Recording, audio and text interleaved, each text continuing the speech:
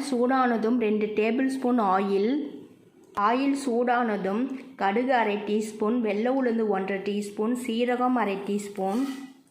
கடுகு சீரகம் பொரிஞ்சதும் வெள்ளை உளுந்து செவந்ததும் நீளமாக கட் பண்ண வெங்காயம் 1 கப்பு, கறிவேப்பிலை, 1/4 டீஸ்பூன் மஞ்சள் தூள், தேவையான அளவு உப்பு.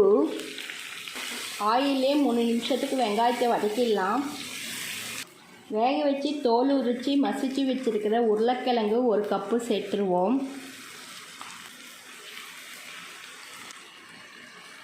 1/2 டீஸ்பூன் மிளகாய்த்தூள். மசாலாலாம் பச்சை வாசனை போகிற வரைக்கும் நல்லா வதக்கியாச்சு. மிதமான தீயிலே 3 நிமிஷத்துக்கு குக் பண்ணிடலாம்.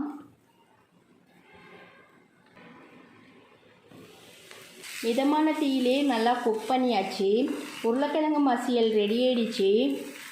இது போல் ட்ரை பண்ணி பாருங்கள். தேங்க்யூ.